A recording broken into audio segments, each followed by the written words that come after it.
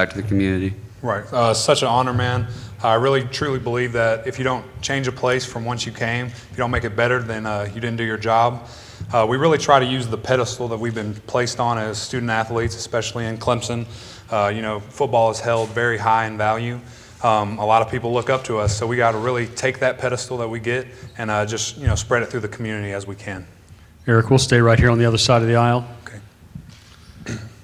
Keith Jarrett, Asheville Citizen-Times. Eric, how important is it to get over the Florida State hump? 3 years in a row, you guys have played them, lost to them, and it pretty much settled the division title.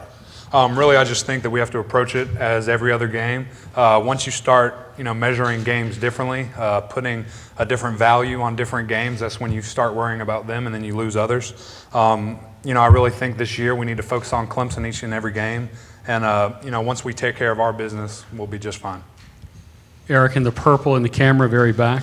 Hey, Eric, you've had DJ answer a lot of questions today about the defensive line and replacing the guys. You guys get to go up against those guys every day in practice. Tell us a little bit about the defensive line Clemson has coming. Right. Last year, having the privilege to go against the #1 defense in the nation every single day at practice was truly a blessing for us in the way that we were able to go against and prepare for other teams. I truly think it's going to be similar this year. At Clemson, we reload, we do not rebuild. The way that we recruit and the athletes that we have brung in, I don't see any drop-off on that defense at all. The athletic ability, the explosion that you're going to see from the D-line is going to be similar to last year. In the back to our left. Eric, Jim Connors from Time Warner Cable News in the Carolinas. You have a quarterback who at his best could be an outside Heisman hopeful, but he got dinged up several times last year, and there's questions about whether he's durable enough to take you where you want to go. Right. What's your take on where that situation's at and what people are going to see from him this year? Right. He's had a tremendous offseason. Obviously, he's been in the training room every day. I think it speaks numbers to his character as an athlete, his want to be on the field, to get up at 6 a.m. every single day, be in that training room, in the cold tub, working hard, the various stretches that he has to perform. But at the 7-on-7s, the team ran events. He looks great, looks better than ever. The power looks like it's all there. He's exploding, doing different jumping drills and sprints through the weight room. He's just a phenomenal athlete, and I think we're going to all see that again this year. Eric again down the aisle to your left. Trevor Groves, CUTigers.com. You're projected as starting guard this season, and you've lost Isaiah Battle to the NFL supplementary draft, left tackle.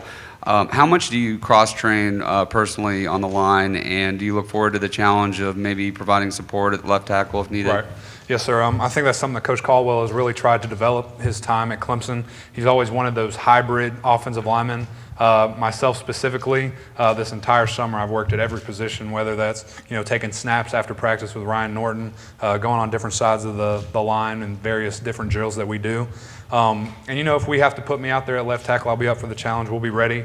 Obviously, if the coaches feel confident in putting me out there, then we've prepared well and I was deserving of that. So I think that just, the offensive line is going to be fine. We've been working hard, one of the hardest working groups in the weight room, in and out, both of the trenches, so we really take pride in that, and we're excited to see our results. Eric to your right, fifth row. Hey, Eric, Mark Armstrong with WTVD. You're obviously another North Carolina kid that opted to go out of state and play, and there's always a lot of hand-wringing in state here that the local college teams will never kind of break through the ceiling unless they can keep people at home. Do you think there's a specific reason guys like yourself are going out of state, or is it just a person-by-person decision? Really, I think it's just person by person. My father being in the military, we moved around a good bit, so North Carolina was never really a home. It was just a stopping point in our destination. But going to high school here, loved it, loved visiting all the different schools in North Carolina, but Clemson just has that family feel. So personally, none of those schools could offer similar things of that nature. And like I said, it just all came down to that family feel that Clemson has provided. We're going to go back to the same gentleman in the purple shirt in the back. Hey, Eric, Robert McCray with the ClemsonInsider.com.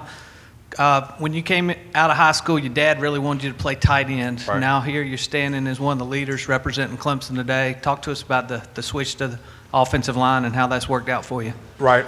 My father was just trying to protect that dream, protect that, not make sure that anybody tried to change that, if you will. But once we played NC State, I think it was 2012, and we had a couple of injury bugs on the offensive line with Tyler Shatley and Gifford Timothy. I came to the realization that I had the next biggest body and could make that transition easier than, probably anyone else could. And I'm a team guy, obviously, throughout my career. I think that's been exemplified. And whatever the team needed me to do, that's what I was going to do. So at that point, Ryan Norton and myself really talked for hours about the decision until I finally called Coach Sweeney and asked him what he thought about that. And he just, gave me the head nod. So we made that transition with Robbie Caldwell. It's been a rocky but smooth road, so it's been fun. Eric, Dan Tortora, Broadcast Media. Coach Sweeney talked last year about finding the right guy and sometimes a struggle there at running back. What can you say about the arsenal behind you and blocking for those guys, just what type of talent's back there? Right. That's something that we are extremely excited about. Surprisingly, hasn't been that much in the media, the amount of depth and talent that we actually do have at running back. I'm confident that we have 5 guys that could play anywhere in the country and fight for that starting job, and they just happen to all be on the same team. It really brings a relief as the offensive line, knowing that you have that amount of talent behind you. They make you look good, so our goal is just to make them look as good as possible. They've all been working extremely hard, various rehabs. We've had a couple of knee injuries, guys banged up a little bit, but this whole summer, they've looked great. So we're really excited to get those horses running. Eric, thank you. Thank you. Clemson, good luck. Folks, Virginia Tech is due